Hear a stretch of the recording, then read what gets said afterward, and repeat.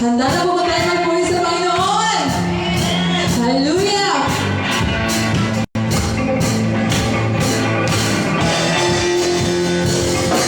Wala kang patunayan.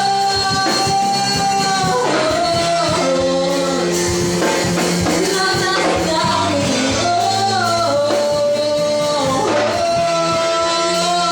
Hallelujah! Let's go! Ibang po ka na din ako, guys!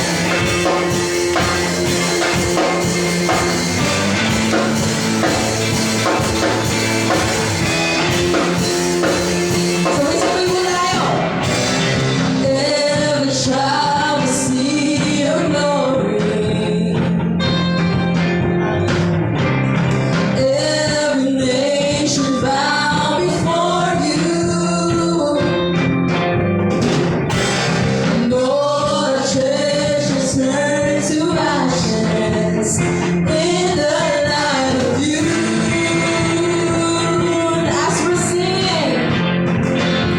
And as we're singing, holy is the Lord Almighty. Only you are worthy, worthy of it all.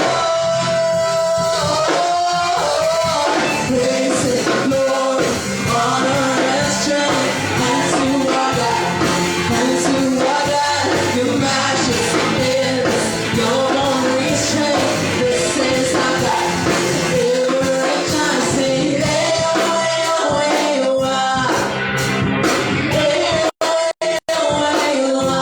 we sing,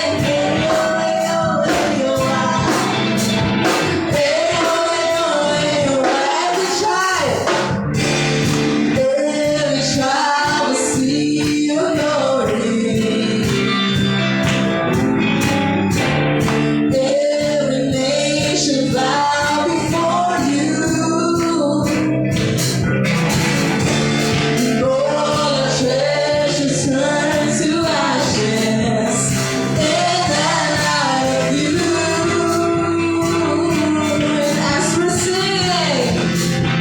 And as we're singing, holy is the Lord Almighty. Only you are worthy, worthy of it all.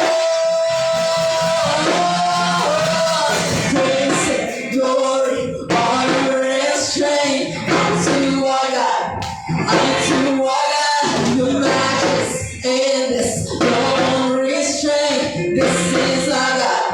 Every child sing, praise it, Lord, honor and strength unto our God, unto our God. Your majesty is your only strength. This is our God. Every child sing,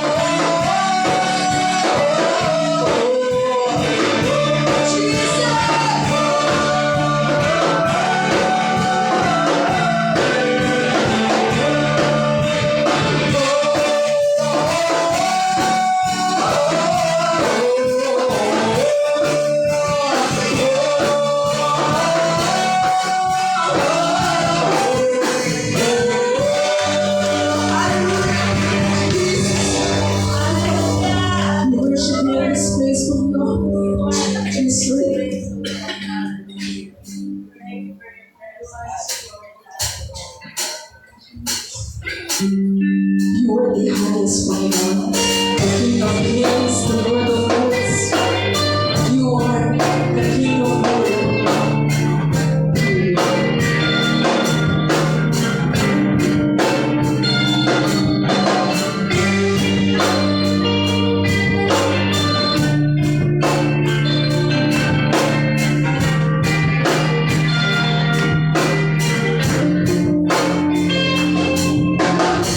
I see the King of Glory.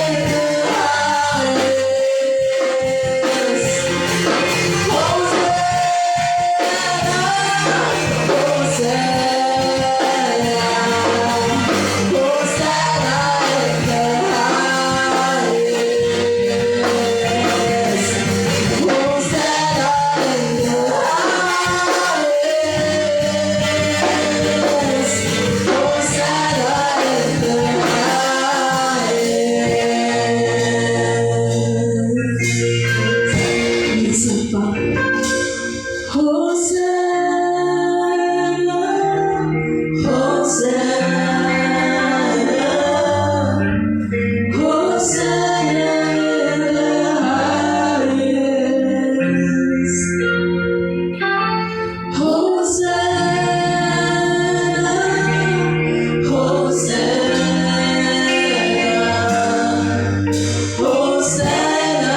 in the highest.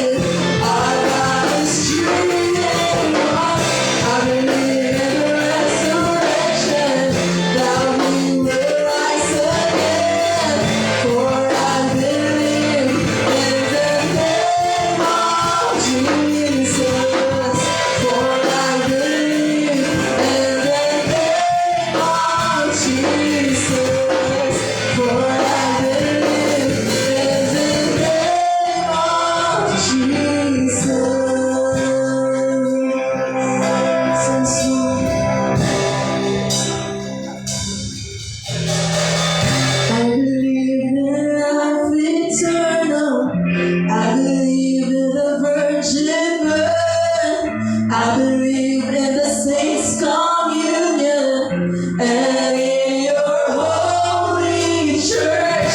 I believe in the resurrection when Jesus comes again. For I believe in the name of Jesus. I believe in God the Father. I believe in Christ the Son. I believe in the Holy Spirit. Our God is true and one. I believe in the resurrection, that we will rise again.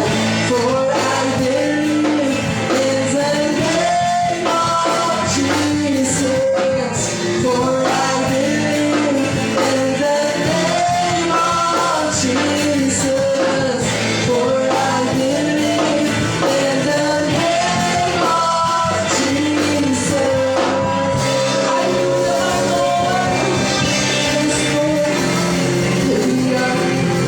You are the King of Kings, Lord of Lords, Panginoon. Ikaw ang manalis sa mga araw. And we will give all the glory and praises to you, Panginoon. In Jesus' name, amen. Amen.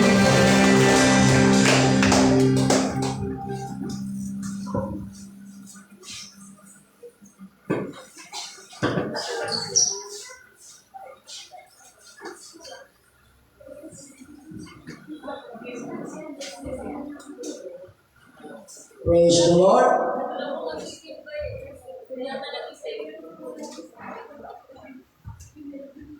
Sige po, tayo po ay dito pa po sa may unahan para po mas maganda. Hindi po kayang pigilan ni, ano ba alam mo yun? Si Juan, ang gawain po ng Panginoon. God, Jesus is the Lord of the storm. Amen. Matthew chapter 28, ipapatuloy po natin pinag-aralan natin at susubukan po natin tapusin ngayon. To be the Great Commission, Matthew chapter 28, beginning verse 16.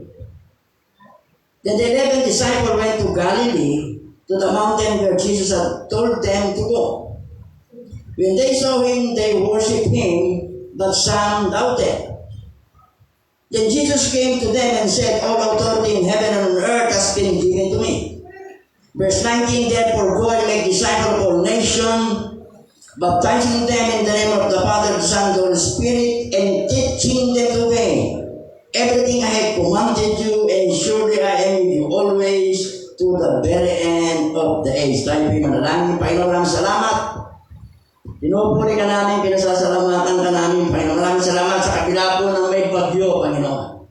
Sa kabila po na sa amin lalawigan, bahagi po ng Laguna, San Pedro, Laguna ay signal number 3, Lord God. Pero maraming salamat sapagkat hindi kami napigil ng alaman signal, hindi kami napigil ng bagyo para kami hindi makadalo sa gawain mo at pag-aralan ng salita mo. Sapagkat mas dakila ka sa bagyo, ikaw ang Panginoon, lahat ng bagay, ikaw ang Panginoon. You are in total control, Panginoon.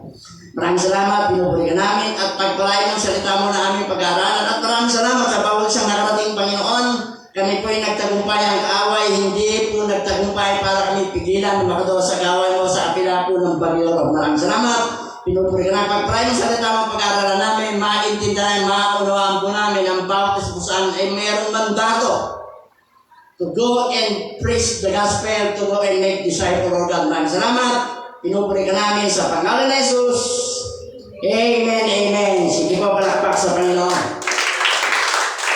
Siyempre, papatuloy po natin yung ating pag-aaral, building a Great Commission Church. Pagtatayo ng isang Great Commission Church, nire-review lang po natin para maalala po natin yung ating pinag-aralan. Pinag-aralan po natin yung 5 reasons for this training. Bakit po natin pag-aaralan to? Bakit tayo po nandito? Una, we are here because of God's objective to all worshippers Himself from every tribe, language, and people of the earth. Tayo po naandito dahil po sa layunin ng Diyos na tawagin ang mga mananamba sa kanyang sarili mula sa bawat tribo, wika, at tao sa lupa. At para po mangyari ang tayo po'y kabahagi para ibahagi ang salita ng Diyos. Pangalawa, we are here because of God's vision for the world. Ano po yung vision ng Panginoon sa mundo po ng kaalaman ng kanyang kaluwalhatian.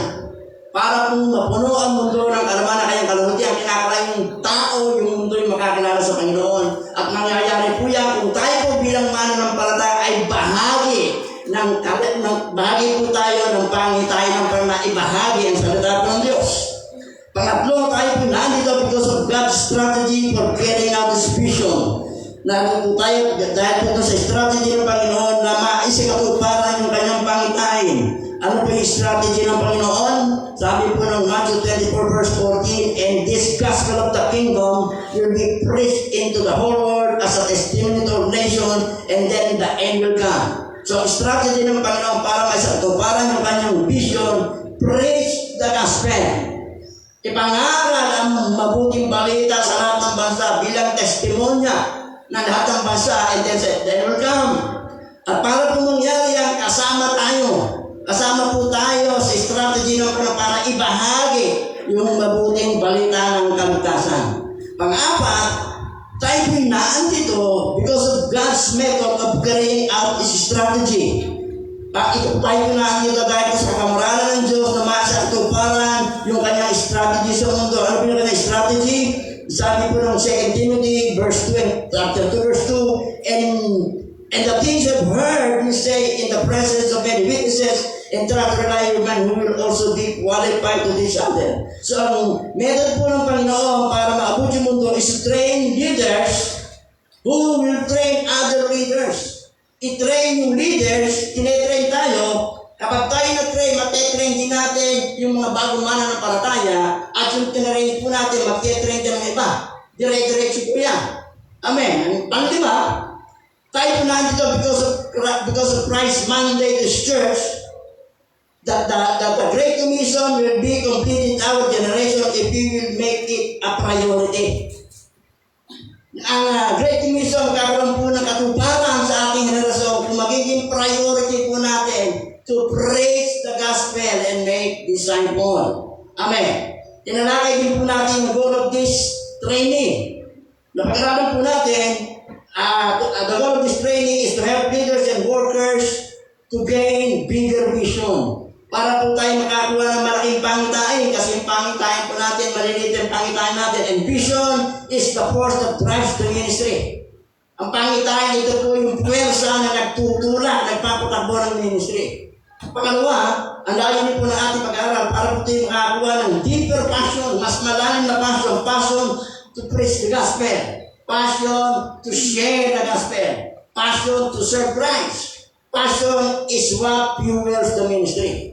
Ang passion yung po yung nagpapaboy ng ministeryo. Kasi meron po tayong malaking pangitain. Kung wala pa yung passion, hindi po mag-move ang ministry. So yung passion nasa puso po natin, yung po yung nagpapaboy ng ministry. Another, kaya po tayo pinag-aaralan para makakuha tayo clear strategy. Strategy give us a track to run on. Ito po yung nagpapataw, ito po yung parang track na binigay sa atin na lalakaran po natin. Kasi miski meron po tayong great vision, meron tayong passion, pero kung wala tayong strategy, hindi tatakbo ang ministry. Ang strategy, ito po yung parang sasakyan na kung saan ito yung susundan natin para tayo matapos hanggang dulo. And another, tayo po ay nag-aaral para makuha po natin long-term commitment. Commitment na let us stop until job is finished. Long-term commitment. Kasi miski po tayo merong big vision, meron tayong passion, meron po tayong clear strategy. Kung ang commitment naman natin hindi long term, ay mahihinto. Kaya nga, long term commitment, hindi titigil hanggat hindi natatapos yung ipinapagawa po sa atin ng ating Panginoon. Napag-aralan din natin na meron po may challenge po sa atin. Thousands of people died every day who have never heard the gospel, the good news of Jesus Christ, even one time. Araw-araw, libo-libo po yung namamatay na walang Kristo sa puso. 1,800 per hour o 43,200 a day ang namamatay na hindi nakarinig ng ebanghelyo ni Kristo, miski isang beses pupunta sa apoy ng impyerno. Kaya po yun ang challenge sa atin para tayo maging bahagi ng misyon ng Panginoon na ibahagi yung ebanghelyo sa mga tao hindi ba po nakakakilala sa Panginoon.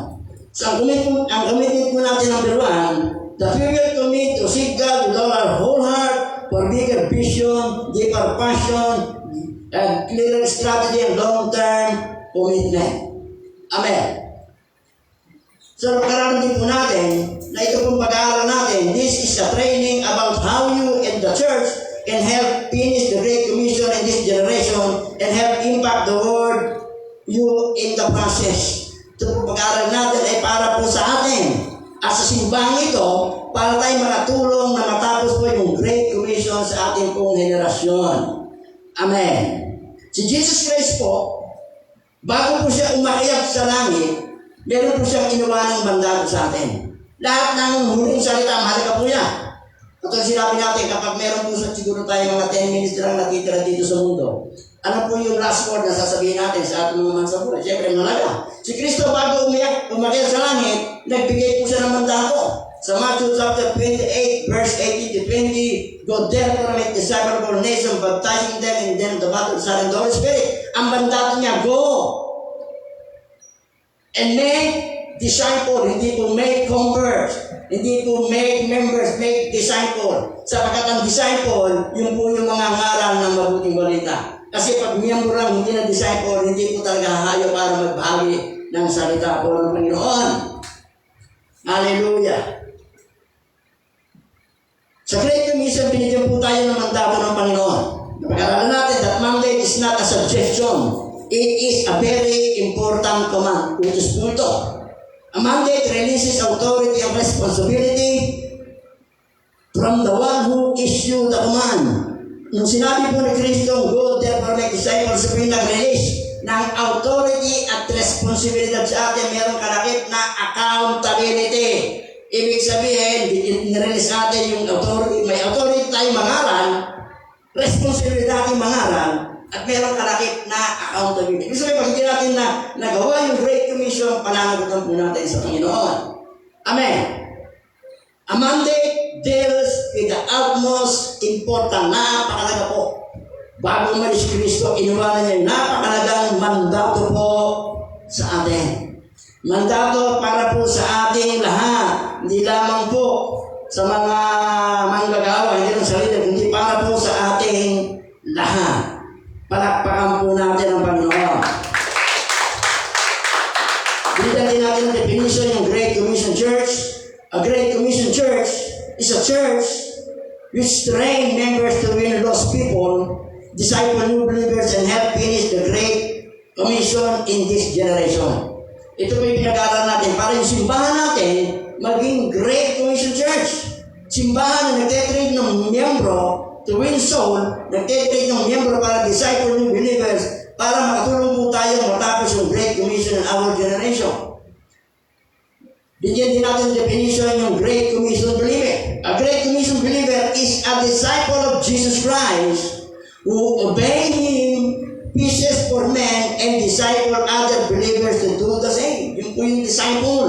Yung po yung Great Commission believer. At yun po yung gusto natin mangyari sa atin, sa ating buhay. Gusto natin mangyari sa bawat miyembro ng church, maging Great Commission believer, a disciple of Jesus na sumusunod sa Kanya. Siya po ay nangingisda ng tao, dinidisciple yung bagong mananampalataya upang gawin yung Kanyang ginagawa. So napag-aralan na po natin yan. At ang ating ikalawang commitment, when we commit to see our church be transformed into a Great Commission Church and to see ourselves be transformed into a Great Commission believer. Gusto mo ba natin na tayo po yung ma-transform into a Great Commission believer? Yung po yung kaloob ng Panginoon na maging Great Commission Christian tayo. Ang priority natin is to share the gospel. Napag-aralan din po natin yung number 1 characteristic of Great Commission Church. Great Commission Church are churches. The Great Commission churches are led by a person with a sense of destiny. And for a sense of destiny, they understand that there is a divine call from God upon their congregation to partner with Him in the building of His kingdom. Sila po yung nakakaunawa na merong banal na pagtawag ang Diyos sa Kanyang congregation, sa Kanyang sarili, upang makapag-partner kay Kristo para palawakin yung Kanyang kareaan sa lupa. Yun po yung sense of destiny na gusto po natin mailagay sa sarili po natin. Amen. Ministry is not something to be decided on. Pag-aralan din natin. It is a call to be responded to with a passionate yes. Ang ministry hindi po isang bagay na pagdidesisyon natin, sabi po dito. Ito po ay isang, it is a call to be responded to with a passionate yes. So ang ministry hindi po yung pagdidesisyonan. Yan po itawag ng Panginoon, dapat tayo sumagot ng yes. Yes na po ang sa ating puso. Diyan din po natin ang definition, yung mas malinaw na definition ng sense of destiny. It is a clear revelation of God's specific call from an individual, church or organization which inspired vision, passion for the Great Commission. Maliwanag na nakapahayagan ng specific na tawag ng Diyos sa tao, sa church organization, inspired by the vision, passion for the Great Commission. Yung po yung sense of destiny. Amen. Palakpakan po natin ang Panginoon.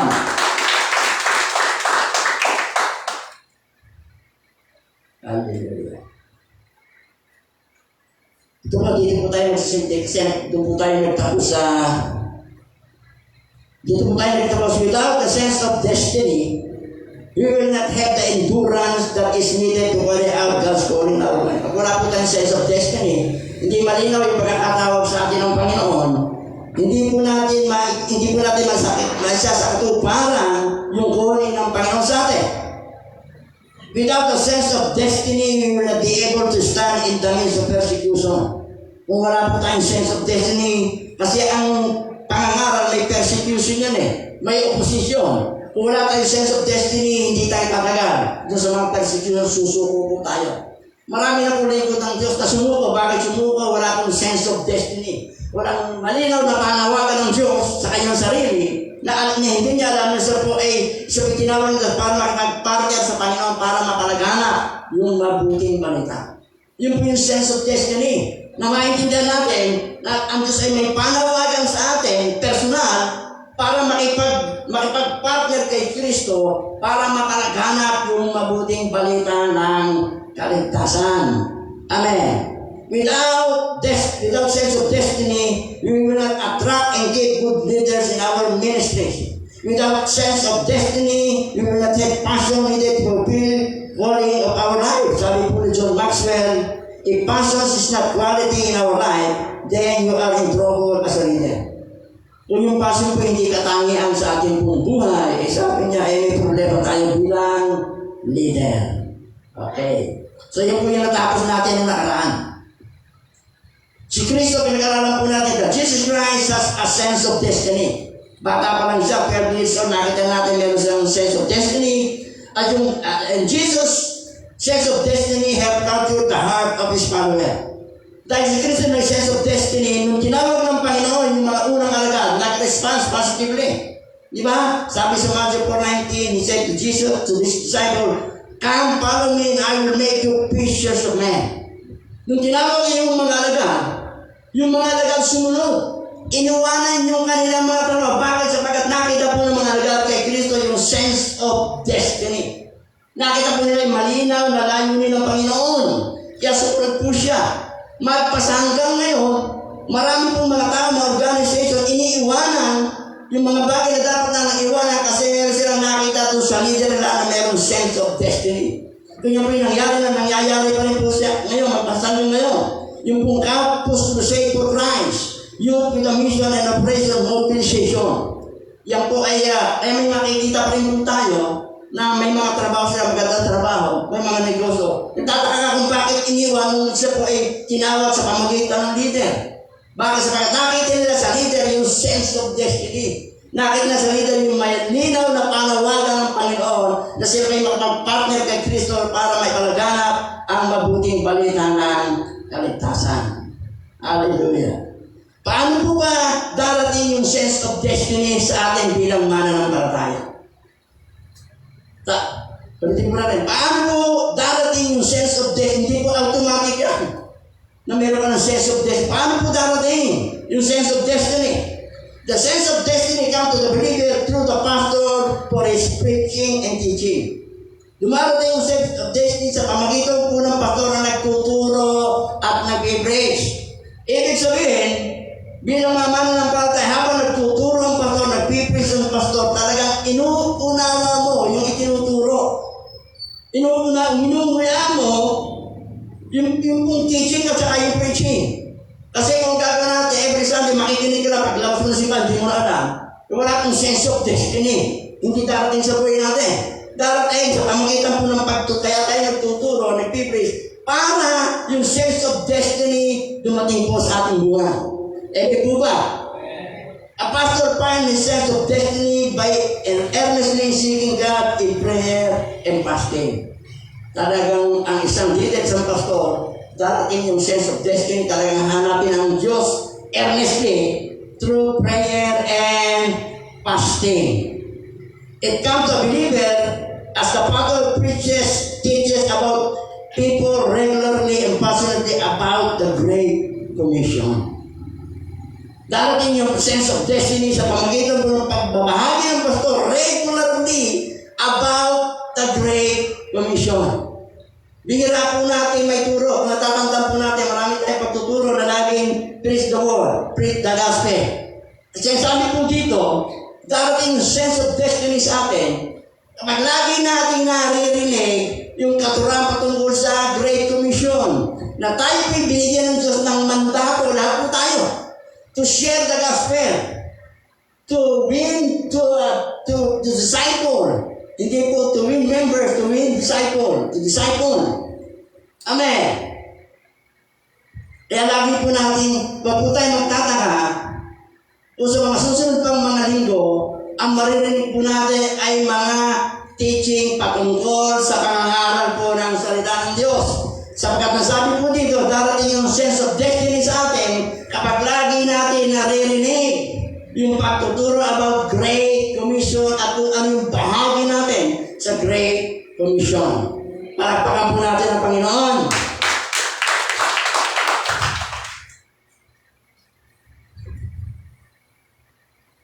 Lalapasan na po natin yung iba.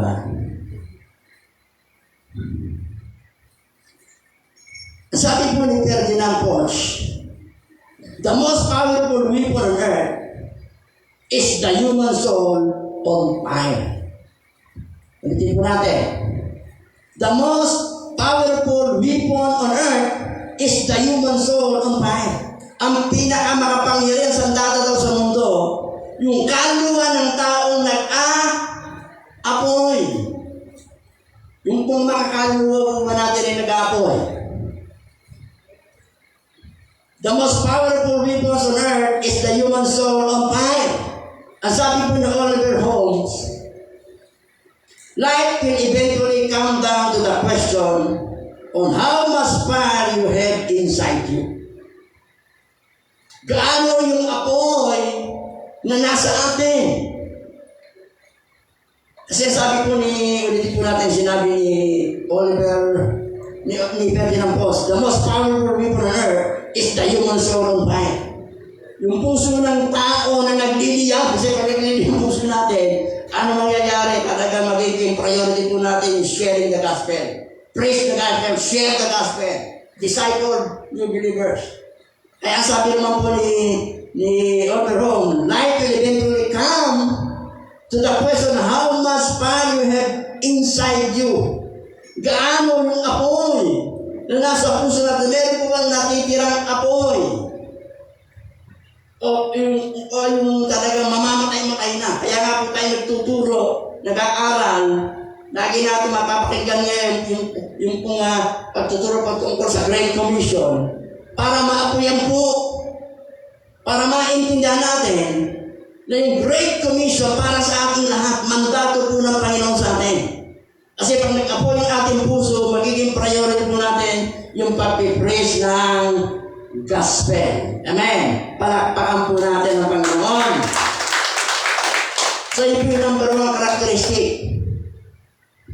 Ang church na meron na Great Commission Church ay pinamumulaan ng tao mayroong sense of destiny. Pangalawang characteristic, the Great Commission Church persevere in prayer and intercession. Matyaga sa panalangin ng intercession. What is intercession? Intercession is praying in behalf of others. Ang Great Commission Church, persevere, ibig sabihin matyaga sa panalangin. Hindi lang para sa kanyang sarili, kundi siya nag-i-intercede for the lost soul. Amen. Hindi lang yung mga kamag-anak na, kundi for the lost soul. They intercede for the lost people. In their personal devotional time, they pray for the lost soul. Pinapanalangin po nila yung mga mahal nila sa buhay na hindi pa nakakakilala sa Panginoon. Yung pamilya nila hindi pa nakakakilala sa Panginoon. Yung mga kamag-anak nila hindi pa nakakakilala sa Panginoon. Yung kaibigan niya hindi pa nakakakilala sa Panginoon. Yung kapitbahay, kasama sa trabaho, kaklase. Ipinapanalangin niya. Tuwing sa tuwing meron tayo na manalangin. Yung lost soul. Kasi kalimitan sa akin, hindi man sino din yung everyday na nananayin ka for the lost soul? Kalimitan kaya manalangin natin yung kaibigan natin, kakilala natin. Pero sinasabi po dito, Great Commission, ang priority ng prayer natin, lost soul. Yung mga hindi pa mananampalataya. Kaya nga tayo po ay magkakaroon sinasabi natin evangelistic prayer list. Yung ililista mo, yung pamilya mo, yung pamilya mo na hindi pa nakakakilala sa Panginoong pangalan, i-send mo. Yung kamag-anak mo, yung kaibigan mo, yung kapitbahay mo, kasama sa trabaho, kaklase mo. Yun po yung prayer list na talagang iiyak natin sa Panginoon. Amen. In church prayer meeting, ipinagpe-pray yung lost people. Sa mga meeting, women, youth, children, lagi ipinagpe-pray yung lost soul. Tayo po meron po tayong prayer meeting. Meron tayong prayer meeting sa men, sa women. Magsama-sama po tayo, talaga iiyak natin sa Panginoon. Ganun po kalagaan yung prayer and intercession. Ang Great Commission Church, sila po, they persevere. Matyaga. Kasi sa totoo ng pagdating sa panalangin, pagdating sa prayer, pag tumawag ka ng prayer meeting, overnight prayer, talagang mabibilang mo sa kamay yung magre-response positively. Yung po yung nakakaroon ko sa pagkatang prayer, alam po natin, pinakamakapangyarihan sandata na ibinigay sa atin ng Panginoon. So ito yung pwedeng magpaksak ng kuta po ng kalaban. Amen, palakpakan po natin ang Panginoon. Sabi po ni missionary Robert Spear, mission work has been this fruitful when the church has prayed the least. Yung mission work daw, sabi niya, ay hindi nagiging mabunga, yung less fruitful, kapag ang simbahan ay nananalangin ng less. Ibig sabihin, ang mission work magiging matagumpay, more fruitful, kapag ang simbahan nananalangin ng more prayer. Amen. Ang sabi po niya, the evangelism of the world in this generation depends on a revival of prayer. Revival of prayer. Pagdating sa pananawagan, kaya tayo po nag-i-encourage, meron po tayong prayer. Meron po nalalangin dito sa church every day. Monday, Tuesday, araw-araw po may nakasan. Meron po tayong women's prayer, men's, youth, music ministry. Ang nangyayari po dito, nagsasama-sama po kami kasi mga kababayan, yung pong church board, every Friday na andito sila eh. So pag may sama-sama na po. Makiisa po tayo sa pagkatapakaroon po ng prayer and intercession. Amen. Sabi po ng Galatians, Psalms chapter 2 verse 8, as of me, I will give you the nation for your inheritance. Kaya nga po, sabi dito, as of me, I will give you the nations as for your inheritance. Ito po yung illustration ng amazing power of prayer. Yung pong South Korea, the example of South Korea, intercession was one of the great keys to South Korea's amazing revival. South Korea had for generations been dominated and trapped by evil and spiritual forces. Yung South Korea po nung araw, dominated. Talagang hawak na mga evil, demonic forces, kaya ang dami pong mga, meron mga prostitution, ang dami pong mga kultura religion, dominated po sila. The pastor taught the people to pray. tinuruan ng pastor yung mga membro manalangin. Prayer mountains were built across the South Korea. Ang South Korea po ang nagpasimula ng prayer mountain. Kaya kung nakarating sa atin yung prayer mountain, ginaya po natin sa South Korea. At sila po talaga ay lumuluhod. Prayer mountains were built across South Korea. South Korea went to the left. Dati po ay 2% lang ang born again Christian. Ngayon po ay 30% ang born again Christian. This has never happened before in the history. The Korean believe they are now more than 60,000 evangelical churches in Korea, including the world's largest church with 350,000 members. Yun po nga, ano po yung simbahan na yun sa South Korea? Yoito Poor Gospel Church founded by David Yonggi-cho noong 1988. Nung tinignan ko po kasi patay na po si David Yonggi-cho.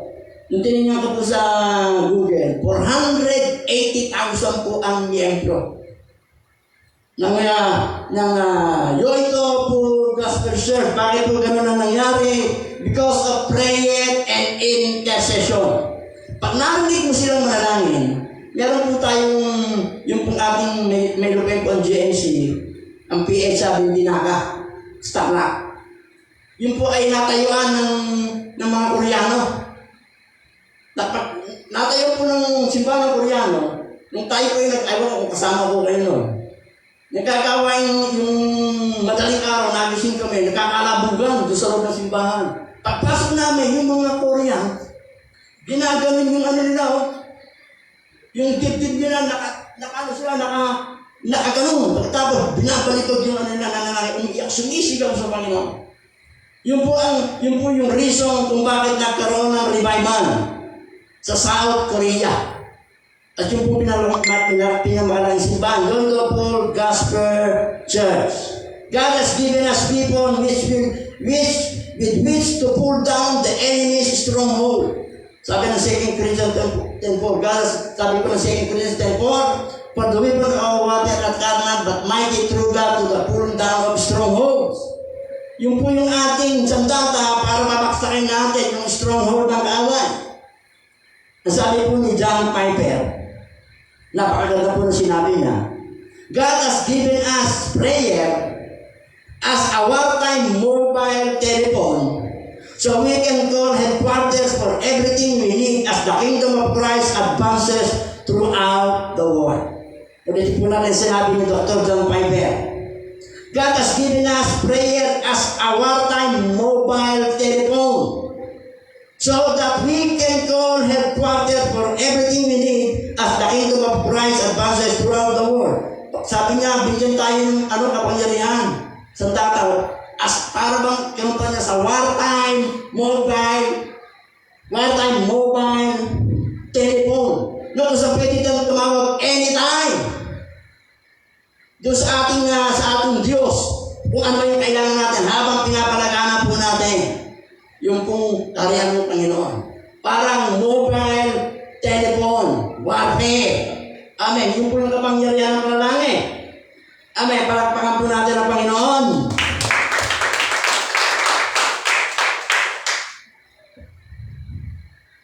Sabi po ni Oswald Chamber, prayer does not equip us for the battle. Hindi daw po tayo, ang panalangin, hindi daw tayo sinasangkapan sa digmaan. Ang sabi po niya, prayer does not equip us for the battle. Prayer is the battle. Ang panalangin, hindi daw po tayo sinasangkapan para sa digmaan.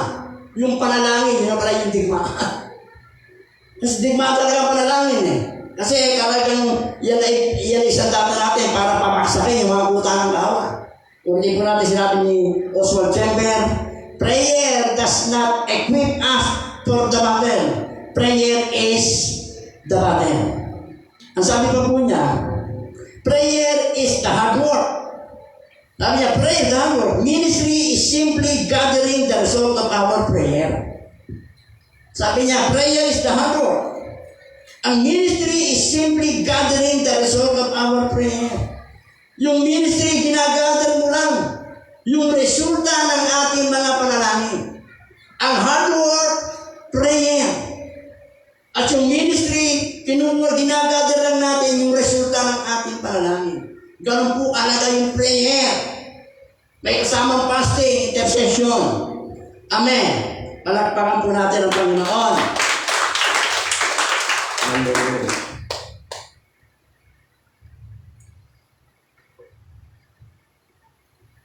Practical suggestion for teaching prayer intercession. How to get more prayer? Have a quarterly prayer revival. Ito po yung gagawin natin. Prayer revival. Every 3 months. Quarterly, ibig sabihin sa loob ng isang taon, 4 na beses. Sisimulan po natin sa January. Ang gagawin po natin, ito po ay prayer revival. 1 week of prayer and fasting. Monday, Tuesday, Wednesday, Thursday, Friday. 5 araw. Prayer and fasting, 1 meal. Kung gusto mo yung 2 meal, 1 meal po. Pero, gabi-gabi, dito po tayo sa church, at tayo po ay dudulog, iiyak sa Panginoon para idulog yung loson. Yung ating po mga evangelistic prayer list, idudulog natin sa Panginoon, iiyak natin. 1 week, prayer and fasting, every night, sacrifice po yan. Kung gusto po natin lumago tayo, kung gusto po natin magkaroon tayo ng fire, magkaroon po tayo ng sense of destiny, at tayo po makita natin ang naging resulta, nakikita mo sa sarili mo, pag nakikita mo yung nakitamba, ibabahagi mo ang salita ng Panginoon. Amen. Sabi nga, yung prayer, yung hard work, yung ministry gathering, the result of our prayer. So yun po yung gagawin natin. And I pray na tayo po, 1 week of fasting prayer every 3 months. Believer meet for prayer each night that week. Intense prayer for the lost, for the church, outreach, for the country to come to Christ. 1 linggo. Sacrifice po yan. Ang paglilingkod sa may sacrifice, mas matindi po yung sacrifice ni Jesus Christ. Kaya tayo po atin pong ini-encourage ang bawat isa. Ito po ay hindi pilitan. Ito po kaya sabi ko yung bukas sa puso mo. Kasi kung tayo po makiki-join, sama ko sa prayer fasting every night, pero napipilitan lang tayo, wag na po tayo makiisa. Kasi walang kabuluhan yun. Kasi ang nakakatingin sa puso, pag tayo po yung nag-involve, sama po ako, pastor, prayer fasting sa Robert San Linggo every day, every night, sama po ako. Kinakalambukan sa puso. Pero pag hindi po bukas sa puso, wag na po. Miski hindi po tinitingnan pang napakarami na nanalangin pagkatapos hindi bukas sa puso. Mas nakikita na kung dadalawa, tatato kayo, pero bukas sa puso, kaya ka nagpapako, idinudulog mo, umiiyak sa Panginoon para sa lost soul, mas powerful po yan. In-encourage po natin. Amen.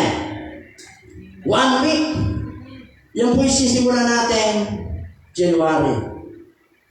Bali po 4 na beses sa Robert Santo. Kami po ay meron kaming GNC Board Annual Meeting sa November 19. Kasama po yun sa meeting. I-schedule po natin para kung may-meeting po kami, pag tayo po nag-planning kasama po sa schedule dyan. Amen po ba? Kasi pag nakarinig tayo ng prayer and fasting. Di ba? Takot kasi tayo magutom. Sino po yung nagugutom na ngayon? O meron po tayong pagkain dyan. Palakpakan po natin ang Panginoon. The Bible teaches us to pray specifically. Kaya nga yung prayer, ay evangelistic prayer natin, specific talaga. Yung pangalan nung meron kang tatay, hindi pa work, yung pangalan ng tatay mo, dinudulong sa pag specific. Hindi nyo dinadalayan ko yung buong pamilya kung hindi pa bubunak, hindi gano'n. Specific, babanggitin mo yung pangalan. Ang tatandaan po natin si Bartimeus, nakita siya ng pagsabi ng Panginoon, what do you want me to do for you? Anong gusto mong gawin ko? Anong sabi ko ni Bartimeus? Rabbi, I want to see. Kaya panalangin natin specific doon sa kaligtasan yung taong ipapanalangin po natin. Maging si, di ba, Hannah, si Elijah, pray for rain. Specific. Si Hannah nag-pray ng anak na lalaki. Specific. Ang pinalangin niya, anak na lalaki. Hindi po si Hana. Specific yung sinabi niya. Ang gusto niya ay anak na lalaki, binigay ba ng Panginoon? Binigay. So we are called to pray specifically. The Bible teaches us to pray passionately. Yung mayroong pagmamahal, mayroong puso. Kasi pag tayo nananalangin, pinapanalangin mo, yung salvation ng kamag-anak mo, pinapanalangin mo, mayroong kalakip na pagmamahal. Pinapanalangin mo sapagkat mahal mo siya, gusto mo siyang maligtas. Passionately. Amen. Sabi po sa Genesis 5:16, Elijah prayed earnestly to God. Sabi ng Jeremiah, to seek God with all our hearts.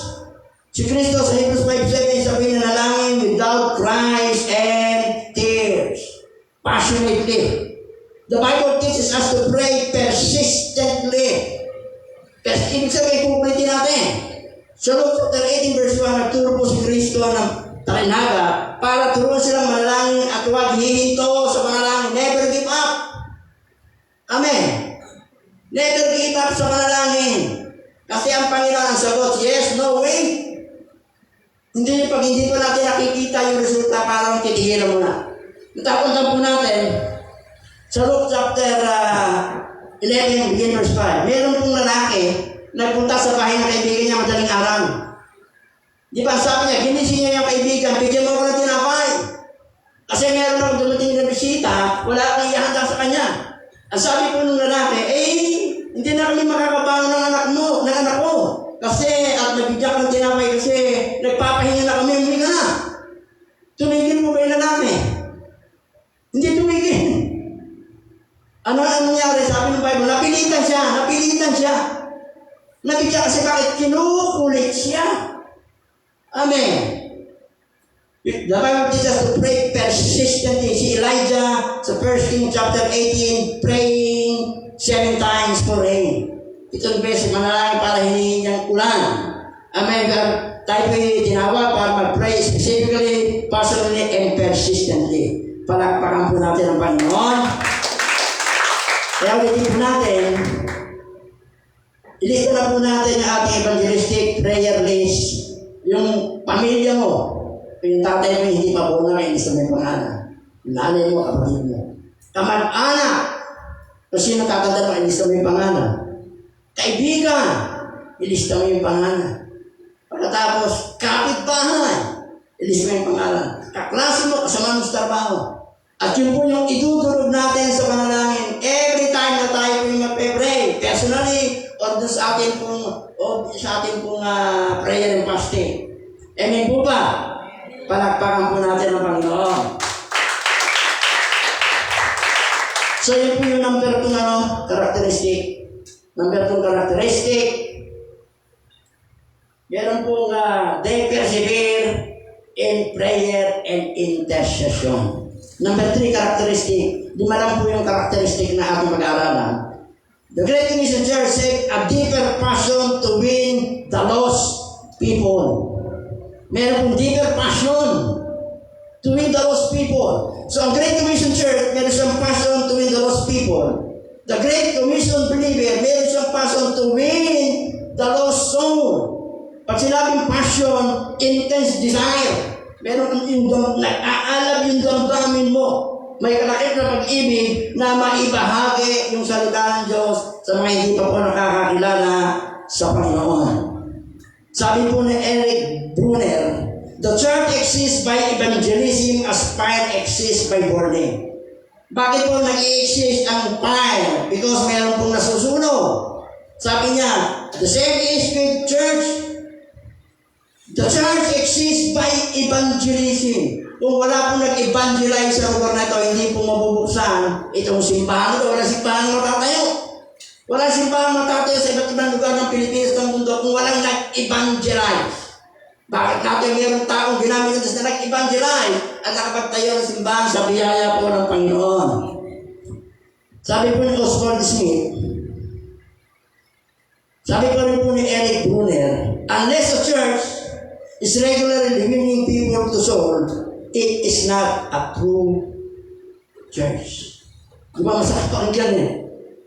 Unless a church is regularly winning people to Christ, it is not a true church. Kapag ang isang simbahan hindi regular na nagsibig ng soul, sabi niya, ito ay hindi tunay na simbahan. Ang tunay na simbahan na babahagi, regular silang nagbibigay ng soul. Sabi po ni Oswald Smith, any church that is not seriously involved in world evangelism has forfeited its biblical right to exist. Ulitin po natin. Any church that is not seriously involved in the world evangelism, dito lang, evangelism dito sa lugar natin. Any church that is not seriously involved in evangelism has forfeited its biblical right to exist. Pinoporfit po natin yung biblical right to exist. Kaya nga tayo nag-exist because of evangelism. Ang sabi po na Reinhard Bonnke, the church which does not seek to win the lost is lost itself. Ang simbahang hindi po naghahanap ng nawawalang kalwa, yung simbahan mismo ang lost. Yung simbahan mismo ang nawawala. Amen. Palagpakan po natin ang Panginoon. Dalawang example ng people mayroong passion for the lost soul. Si Paul. Sabi po ni Paul, Romans chapter 9, verse 1 to 4. I speak the truth in Christ. I am not lying. My conscience confirms it is the Holy Spirit have great sorrows and unceasing anguish in my heart. For I could wish that I myself were cursed and cut off the Christ for the sake of my brothers, those of my own race, the people of Israel. Ganito po yung katindi ng passion ni Paul. Para maligtas ng bansang Israel. Sabi po niya, willing siya that he is willing to be cut off from Christ or to be eternally lost in hell in order for them to be saved. Ang passion po niya, willing po siyang mawala kay Kristo. Mapahiwalay kay Kristo, willing siya maligtas lamang ang bansang yung kababayan po niyang bansang Israel. Yun po yung passion niya. Sabi niya, willing ako na mawala kay Kristo. Maligtas lamang yung mga kababayan kong Israel. Amen. Another is si Hudson Taylor, missionary from China, missionary for China. Ang sabi ko niya, I felt that I could not go on living unless I did something for China. Dahil po sa passion ni Hudson Taylor sa China, siya po yung nakapag-raise up ng 1,000 missionary sa China. At yung mga missionary yun ay maghalos-halos nangamatay sa China sa paglilingkod sa Panginoon. Amen. Yung po yung mayroong passion sa lost soul. Hallelujah.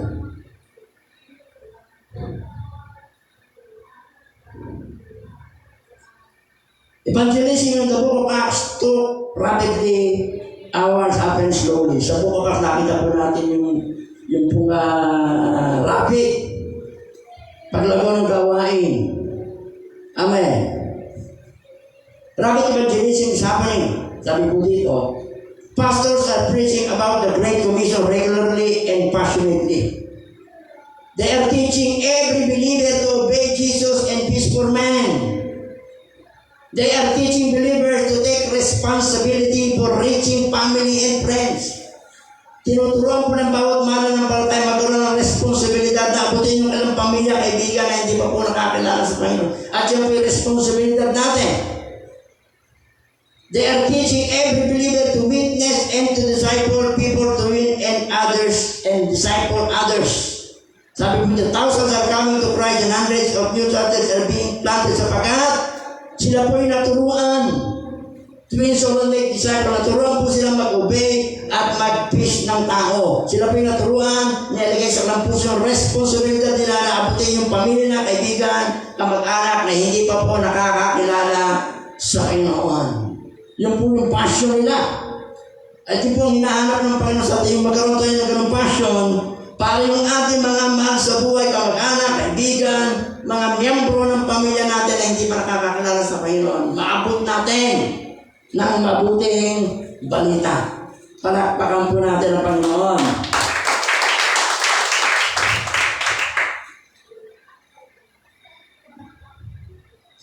Every believer should have an evangelistic prayer list and be interceding for those family, friends, neighbors, and relatives. Katulad sinabi natin, magkaroon na po tayo ng evangelistic prayer request. Prayer list.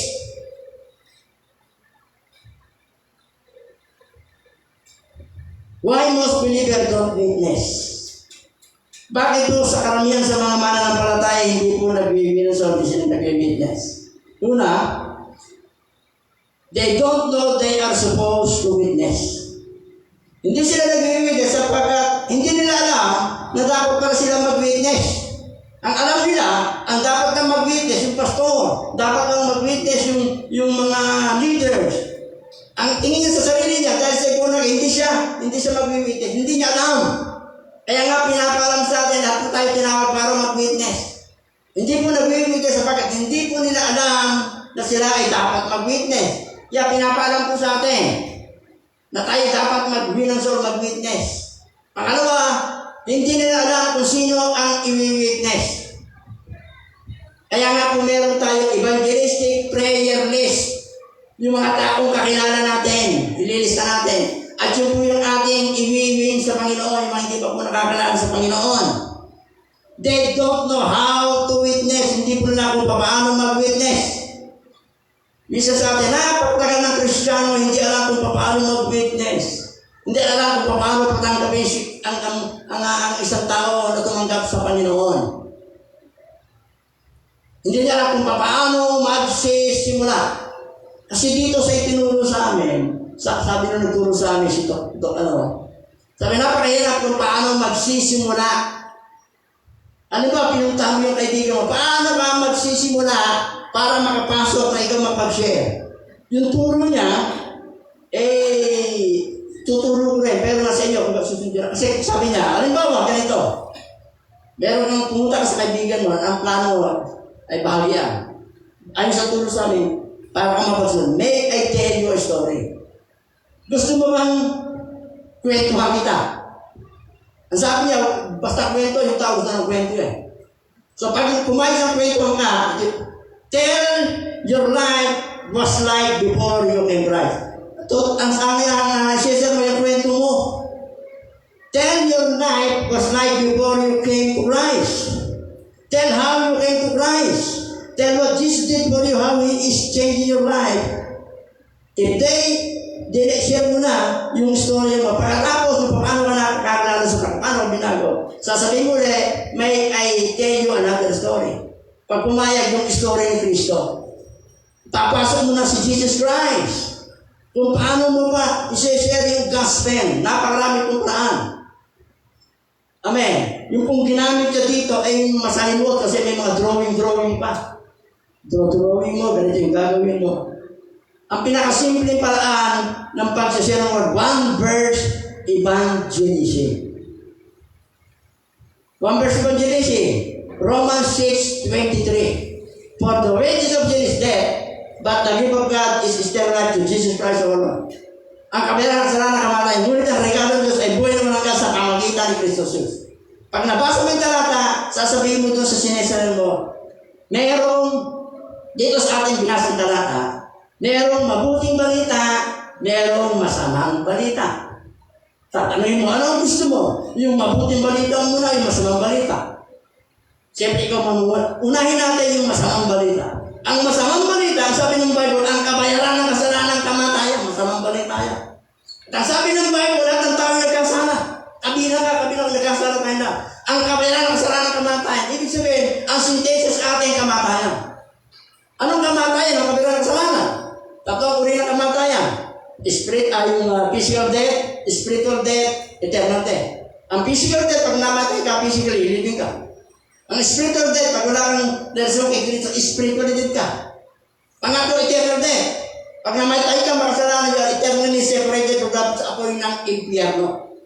Ibig sabihin, ang masamang balita, kabilang kasalanan, kamatay, dahil tayo makasalanan, ang ating destinasyon, impyerno, masamang balita yan. Pero meron mabuting balita.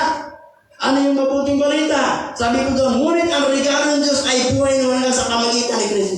So ang ibig sabihin, tayo yung tao na pupunta sa impyerno kasi masamang balita, para mawala o hindi mapunta sa ang solusyon si Jesus Christ.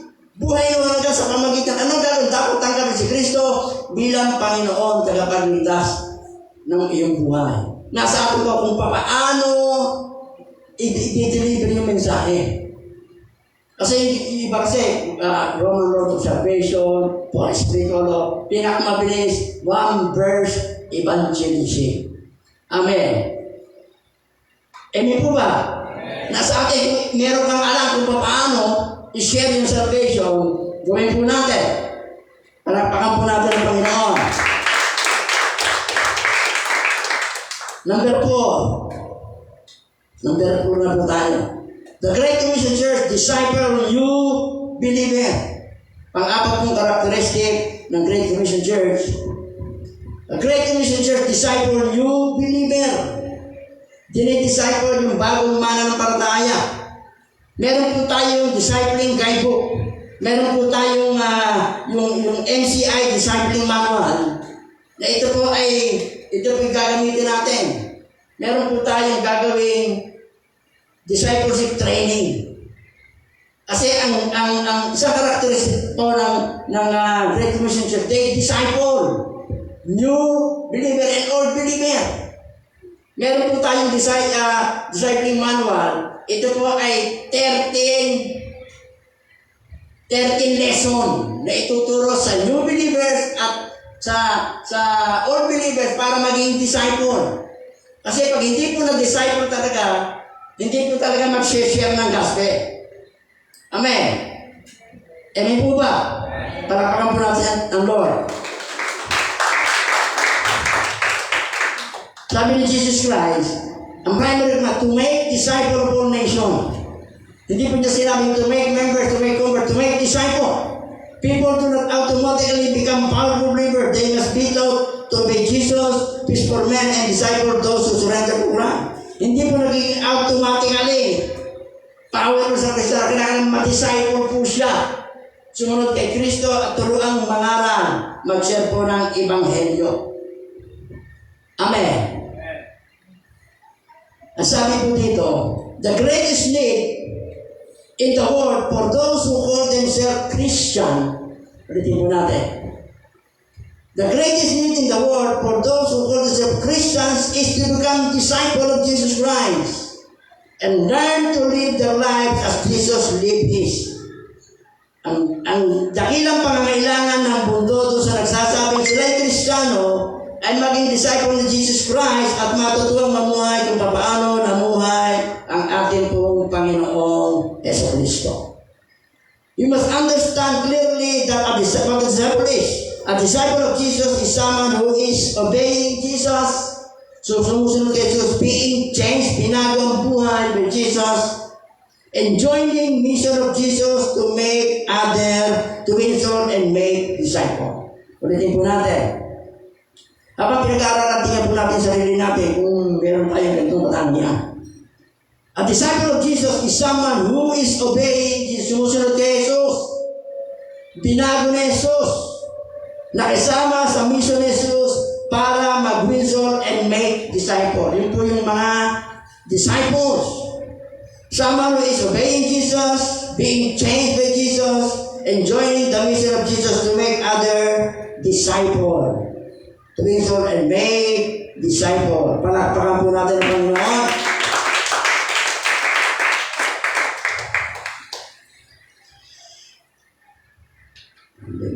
Ipasala po natin yung iba.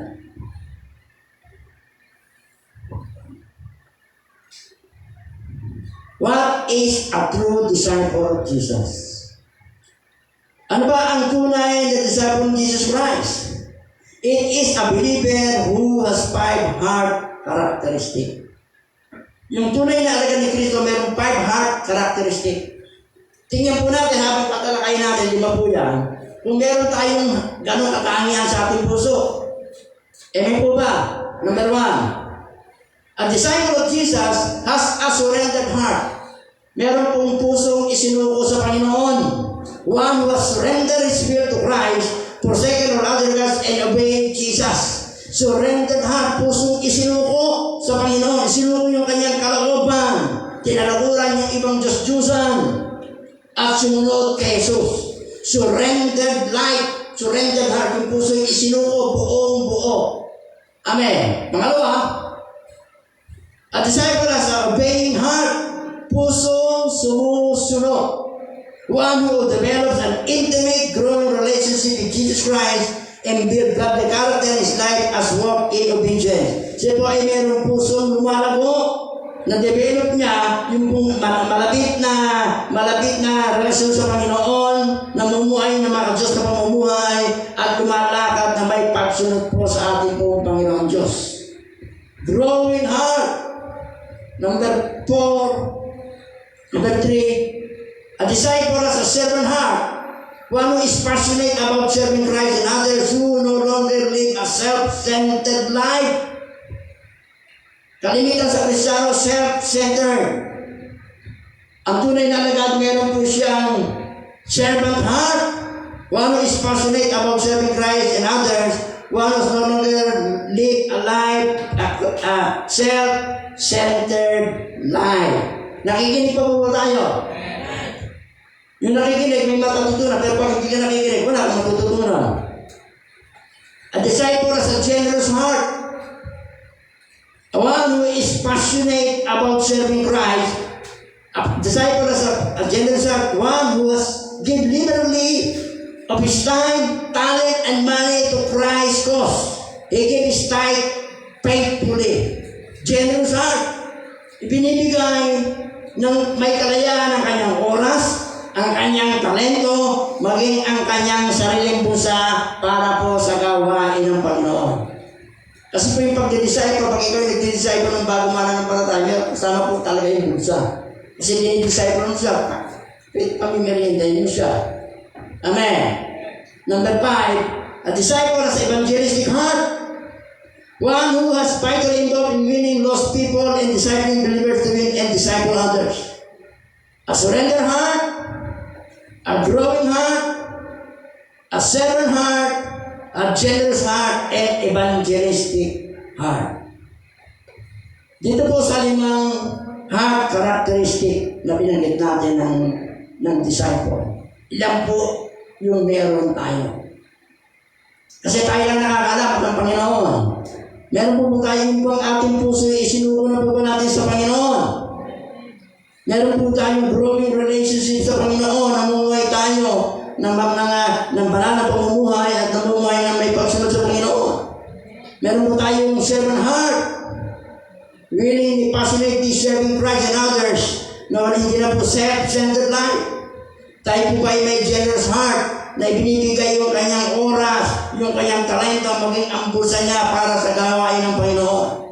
Number 5, evangelistic heart. One who is vitally involved in winning the lost people, discipling others to win and disciple others. Amen. Yung po yung 5 katangian.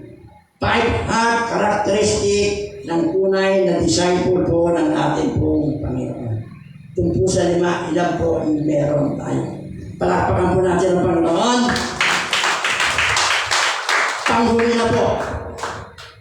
Binilisan na po natin maraming tayong binanggit. Number 5, the Great Commission Church have a commitment to plan new churches. Nagtatayo ng bagong bahay-sambahan.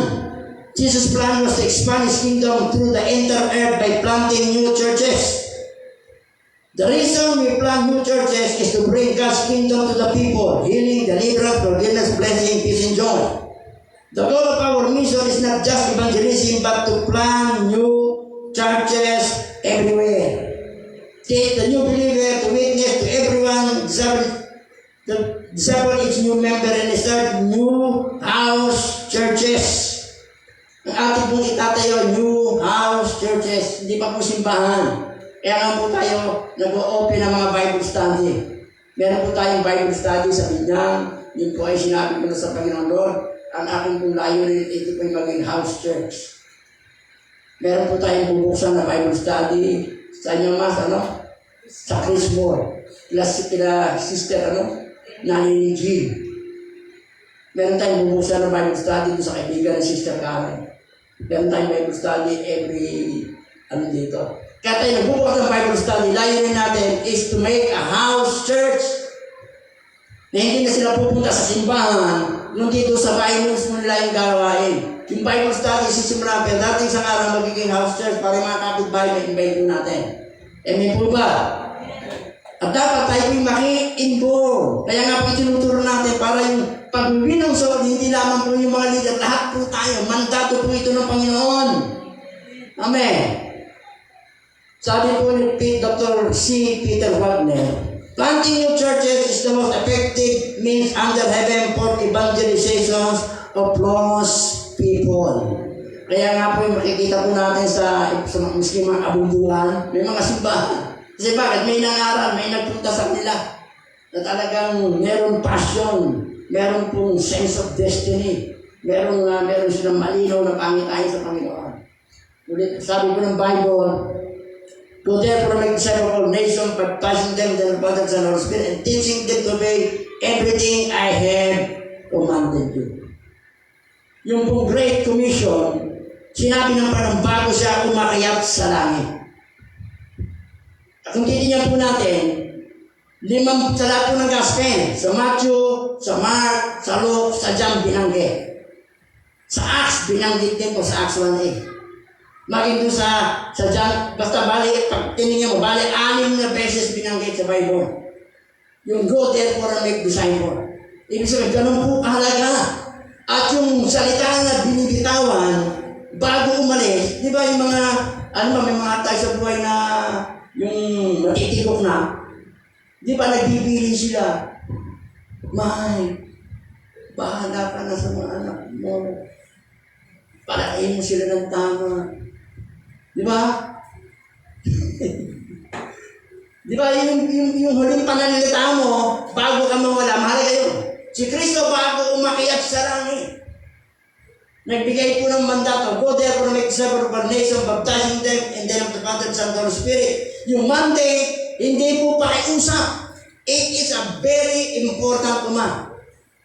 Hindi po pakiusap. Ito po ay, yung sinabi ni Jesus Christ, go therefore make disciples. So po yung nag-release ng authority na may kalakip na responsibility, na may kalakip na accountability. Yung sinabi, go therefore make disciples, nag-release po siya ng authority sa atin. Binigyan tayo ng authority to share the gospel.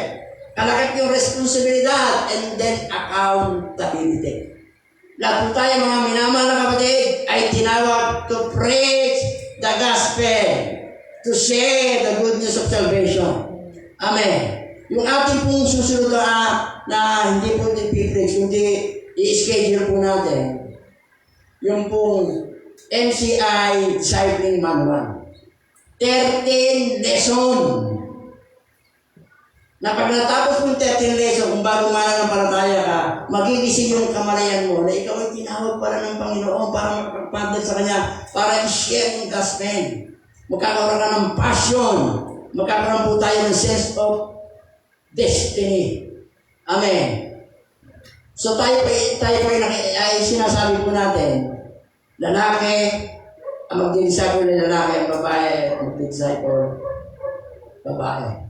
Dalawang parte po muna tayo, si Ellen at saka ako. Pag tayo pinatapos ng pag-disciple, ito po meron pa ako isang manual, bibigyan po namin kayo ng manual, 13 lesson, upang pag kayo po ay natapos na sa pagtuturo, magagamit niyo din po yan kapag kayo naman ay mag-disciple ng bagong mananampalatayang nawinyo sa Panginoon. Okay po ba? Tayo po tumayo.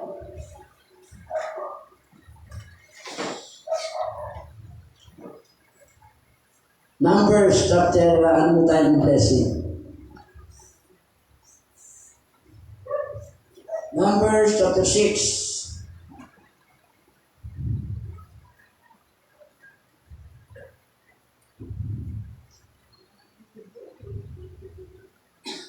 Numbers chapter 6.